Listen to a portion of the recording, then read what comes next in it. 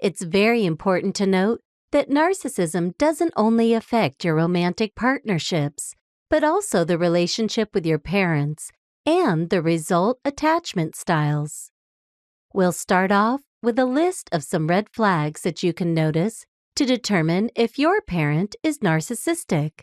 Then, we'll be diving into understanding childhood emotional abuse and all the ways narcissistic parents emotionally abuse their kids with their dirty tricks and manipulation. Afterward, we'll take a detailed look at all the long-lasting effects of childhood narcissistic abuse on adult children of such parents. Towards the end, one section is dedicated to understanding certain behaviors called fleas that children pick up from their narcissistic parents along the way, and what steps you can take to overcome and heal the wounds of your narcissistic upbringing. How to spot a narcissistic parent. A narcissistic parent can be described as anyone who lives through, controls, and/or marginalizes rivalry with the offspring.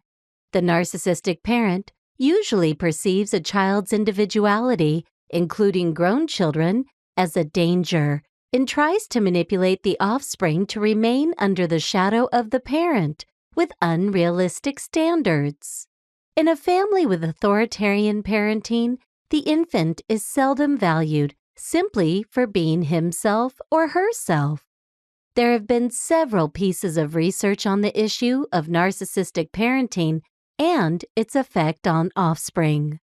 Distinguishing those parent-centered patterns from the pathological narcissistic parenting is essential. Many parents like to show off their baby, possess high expectations, may also be stern, such as when a kid is acting destructively, and want their offspring to make them proud. None of these characteristics alone shape toxic narcissism. What defines the narcissistic parent is a persistent propensity to refuse the child a sense of individual self-righteousness and as an adult. The child lives solely for fulfilling the parent's personal desires and maneuverings. Although certain parents may show several of the following symptoms at one point or another, which may not be a big problem, a malignant narcissist parent appears to habitually live in all of the below personas while being completely oblivious or unconcerned about how these habits impact one's offspring. Manipulation. Examples typical to narcissistic exploitation in parenting include guilt trip.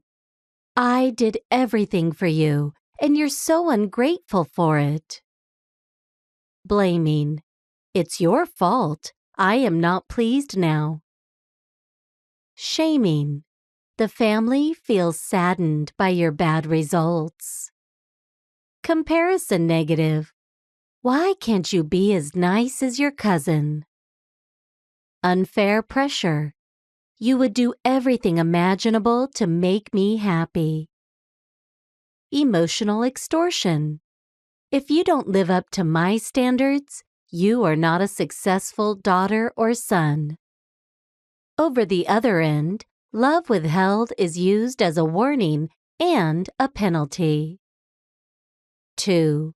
Superficial image. Often, narcissistic parents are directly linked to grandiosity and want to remind people how special they are. If personal wealth, outward presence, ventures and achievements, experience and involvement, relations in high offices, and/or trophy wife, they love openly, parroting what they deem their dominant dispositions. They go to lengths to get the recognition and flattery that fuels confidence. Social media is a utopia for certain selfish people, where they constantly announce how fantastic and lustworthy their lifestyles are. The implicit meaning could be, my world is so unique and fascinating, and look at me, I got something you don't have. Superiority and grandiosity. Most arrogant parents have a highly distorted view of themselves, with a conceited perception of who they are and what they are doing.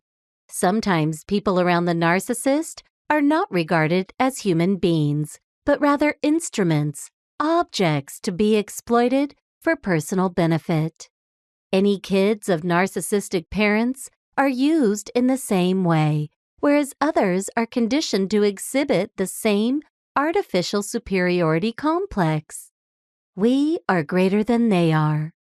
However, this feeling of grandiose privilege is focused almost entirely on shallow, egocentric, and superficial trappings, obtained at the cost of one's morality, identity, and connectedness.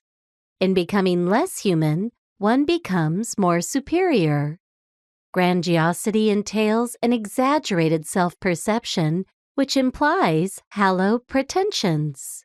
In other terms, the individual is continually exaggerating and puffing up their successes, giving the appearance that they may perhaps not be telling the whole truth regarding their successes. Affectation, which is a presentation of something meant to please others, also occurs with grandiosity.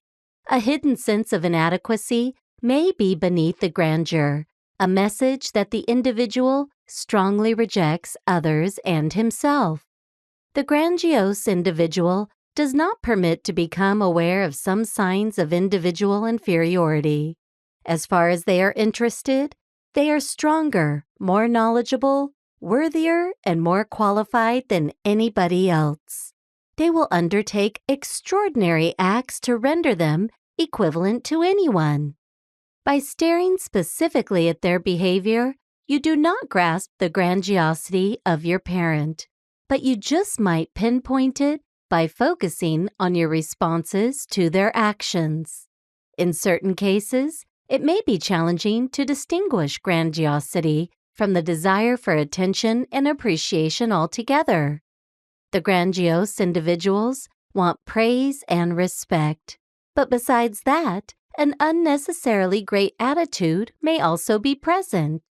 It might be that, along with your response to it, you just become conscious of their grandeur as you think of what is said or done. Marginalization. Any insecure parents are challenged by the opportunity, potential, and achievement of their children as they question the self-esteem of their parents. A narcissistic mom or dad may then make a deliberate attempt to bring down the kid so that the parent stays superior. Examples of this form of competitive marginalization involve nitpicking, unfair judgment and critique, negative similarities, invalidation of optimistic behavior and feelings, and the dismissal of successes and performance. Via these put-downs, the prevalent themes are, there will always be something off with you, and you'll never ever be good enough. By reducing the morale of the child, the insecure parent gets to raise her or his own depressed self-worth. Parent uses, lives through the child. All parents want to see their kids thrive, but certain narcissistic parents set goals for the satisfaction of their own personal desires and aspirations, not for the sake of the child. Rather than parenting a kid whose own feelings, desires, and aspirations are nourished and cherished, the infant becomes a mere continuation of the particular interests of the parent, with the autonomy of the individual reduced. Neglect. In some cases, a narcissistic parent chooses to focus solely on her or his ego-absorbing desires, which are more enticing to the narcissist than the child raising. These practices will offer the narcissist the excitement, affirmation, and self-importance he or she needs, whether it be career passion, social exuberance, or personal experiences and hobbies. The kid is abandoned to either the other parent or to himself.